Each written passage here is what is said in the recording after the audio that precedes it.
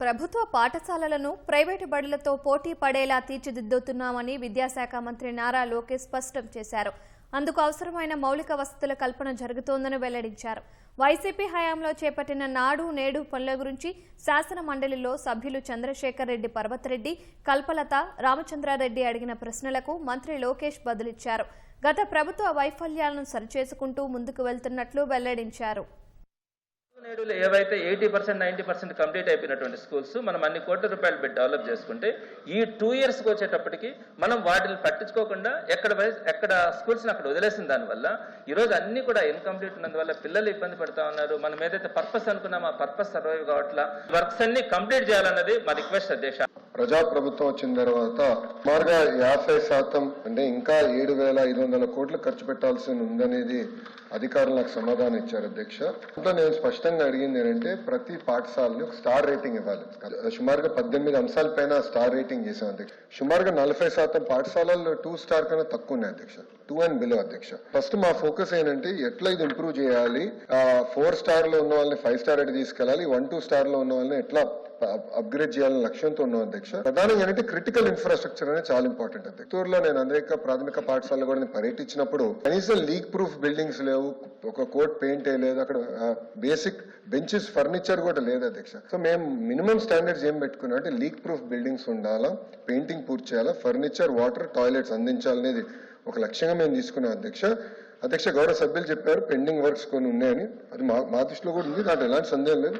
Pending works ఎక్కడెక్కడ ఉందో మొత్తం సమీక్ష చేస్తున్నాం. ఎందుకంటే జియో 117కి ఆల్టర్నేటివ్ గా మోడల్ ప్రైమరీ స్కూల్ తీసుకొచ్చాం అధ్యక్ష. 1 class 1 teacher విధానం. గతంలో కేవలం 3% పాఠశాలలు ఉంటే అది ఇప్పుడు 33% పాఠశాలలకు వెళ్ళినాయి అధ్యక్ష. 1 class 1 teacher విధానం. దానివల్ల కొన్ని పాఠశాలలు ఎక్కువ క్లాస్ రూమ్స్ అవసరం కూడా ఉన్నాయి. సో ముందర ఈ మోడల్ స్టెబిలైజ్ అవుతే ఎక్కడ క్లాస్ రూమ్స్ అవసరం ఉంది, ఎక్కడ ఏం ఇన్ఫ్రాస్ట్రక్చర్ అవసరం ఉంది అనేది 1 year రిఫార్మ్ అయింది కనుక ఇప్పుడు మాకు అవగాహన వచ్చింది. దాన్ని బట్టి ఎక్కడ కట్టాలనేది మేము టేకప్ చేస్తాం. పాఠశాలకు వెళ్ళారు, వివరాలు ఉన్నాయి, దయచేసి ఆ వివరాలు కూడా ఇవ్వండి. Definitely will take it up అధ్యక్ష. ఈ ప్రభుత్వానికి అసలు ఈ ప్రభుత్వ పాఠశాల మౌలిక సదుపాయాలు కల్పించాలనే ఆలోచన ఉందా లేదా, పెండింగ్ లో ఉన్న సెకండ్ ఫేజ్ కంప్లీట్ చేస్తారా లేదా అని నేను సూటిగా అడుగుతున్నాను అధ్యక్ష.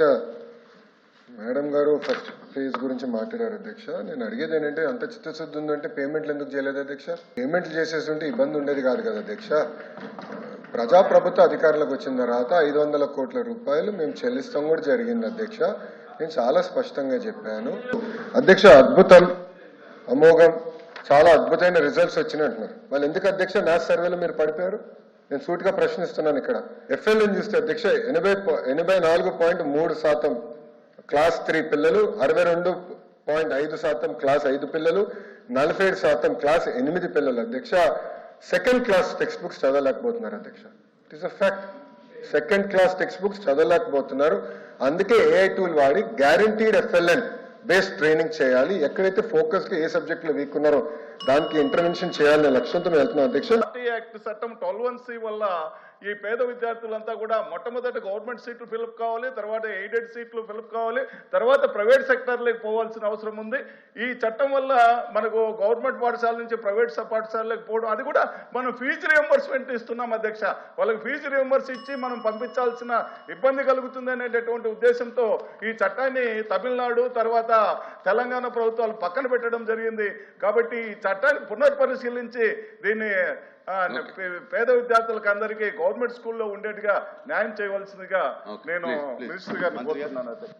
గౌరవ సభ్యులు అడిగినట్టు ఇదేంటంటే సుప్రీంకోర్టు ఆర్డర్ అధ్యక్ష. ఆర్టీ అనేది ఇది రాష్ట్ర చట్టం కాదు, supreme court order. It is mandatory in nature, it is binding.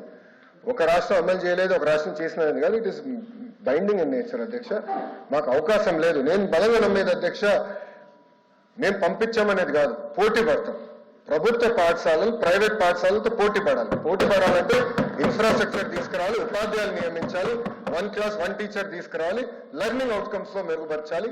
అందుకే మెగా పేరెంట్ టీచర్ మీటింగ్ కూడా తీసుకొచ్చి ఉపాధ్యాయులు, తల్లిదండ్రులు, పిల్లల్ని ముగ్గురిని అనుసంధానం చేసి ఒక కార్డియల్ ఎన్వైరన్మెంట్ క్రియేట్ చేస్తాం. ప్రతి మెగా పేరెంట్ టీచర్ మీటింగ్ కూడా గౌరవ ముఖ్యమంత్రి గారే స్వయంగా హాజరవుతున్నారు, గౌరవ ఉప ముఖ్యమంత్రి గారు కూడా హాజరవుతున్నారు. అది మాకున్న ఫోకస్ శ్రద్ధ, ప్రభుత్వ విద్య పైన మాకున్న ఫోకస్ శ్రద్ధని దయచేసి గౌరవ సభ్యులు నేను తెలియజేస్తున్నాను.